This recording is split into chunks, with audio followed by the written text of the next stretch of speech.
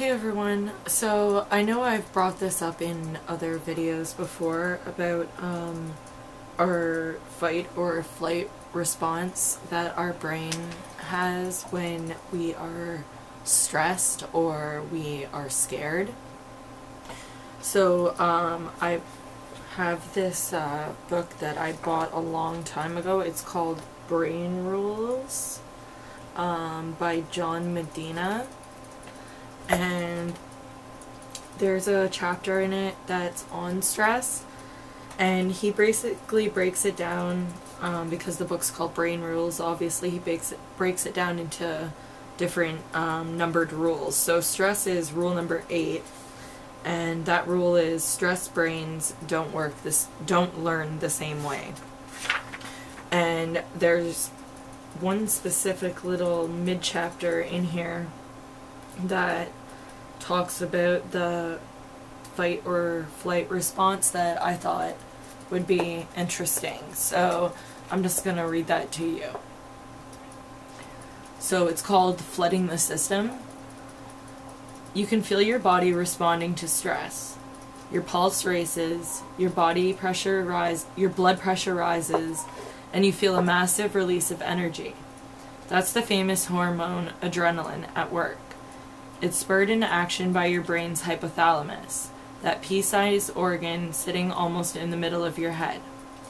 When your sensory systems detect stress, the hypothalamus reacts by sending a signal to your adrenal glands, lying far away on the roof of your kidneys. The glands immediately dump bucket loads of adrenaline into your bloodstream.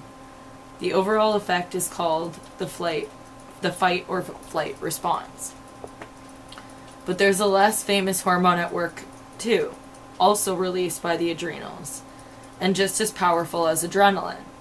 It's called cortisol. You can think of it as the elite strike force of the human stress response.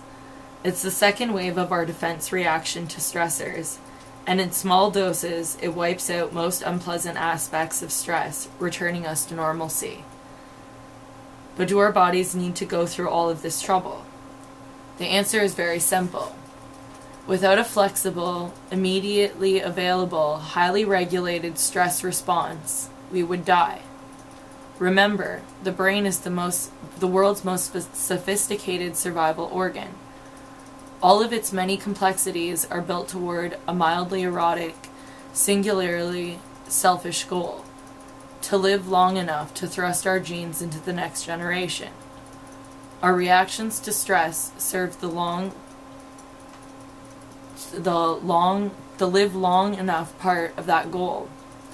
Stress helps us manage the threats that could help keep us from procreating.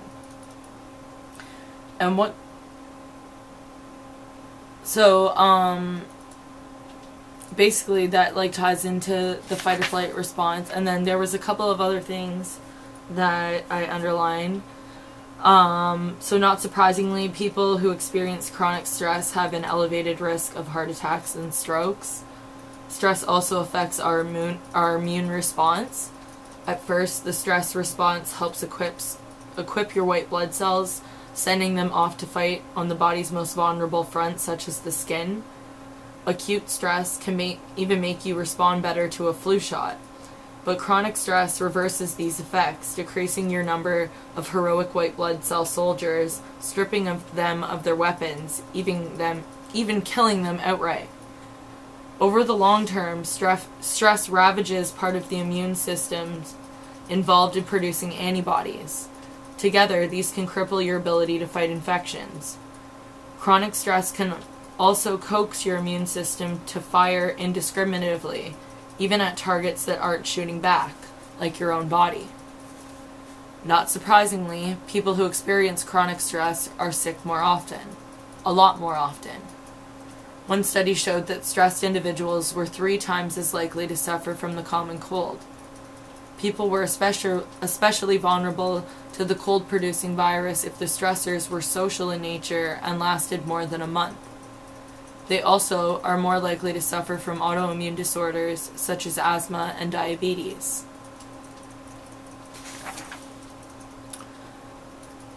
Stressed people don't do math very well.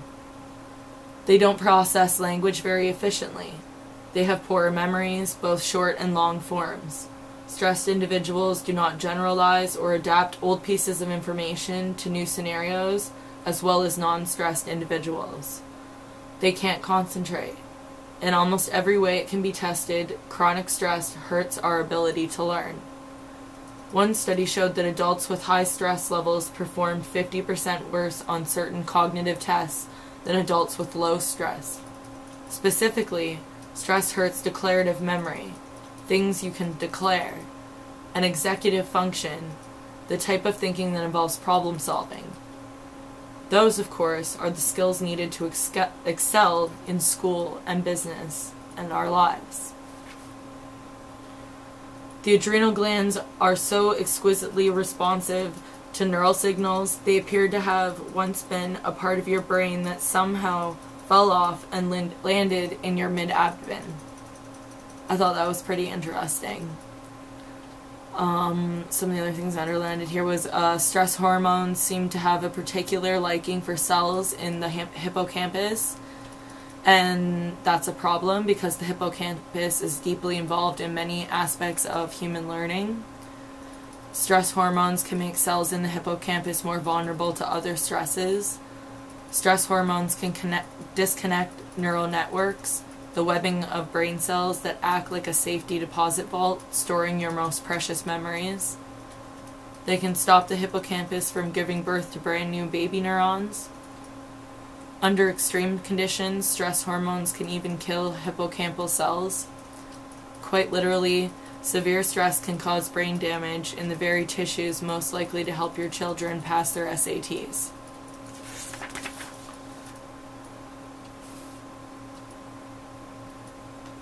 You might recall the bodyguard who was in the car with Princess Diana on the night of her death.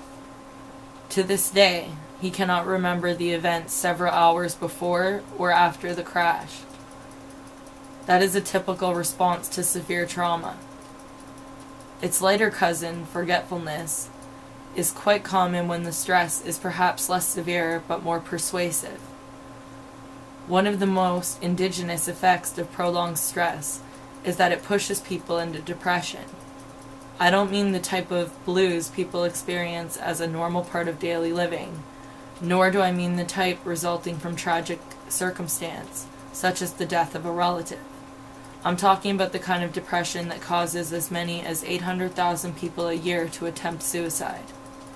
It is a disease every bit as organic as diabetes, and often deadlier. Chronic exposure to stress can lead you to depression's doorstep, then push you through. Depression is a deregulation of thought processes, including memory, language, quantitative reasoning, fluid intelligence, and spatial perception. The list is long and familiar. But one of its hallmarks might not be as familiar unless you are in depression. Many people who feel depressed also feel there is no way out of their depression. They feel that life shocks are permanent and things will never get better. Even when there is a way out, treatment is often very successful. There is no perception of it. They can no more argue their way out of a depression than they can argue their way out of a heart attack. Clearly, stress hurts learning. Most important, however, stress hurts people. So I just thought that was very interesting and ties in a lot to obviously mental illness and bipolar. And I just wanted to share that with you. So again, the name of the book, if you're interested in reading the rest of the brain rules and stuff in it, some of them I agree with, some of them I don't. He kind of believes in evolution of the human race, which I don't necessarily believe in 100%. So I take everything I read with a grain of salt, obviously, and keep an open mind, but there are some very good rules in this book that definitely apply to mental illness, and I think could definitely be helpful to some people. So again, The name of the book is Brain Rules by John Medina, Medina. And I'll just read you a little bit so you know he's not like a complete whack job or anything. John Medina is a developmental molecular biologist and research consultant. He is an affiliate professor of bioengineering at the University of Washington School of Medicine. He's also the director of the Brain Center for Applied Learning Research at Seattle Pacific University. So he has credible education and background, obviously.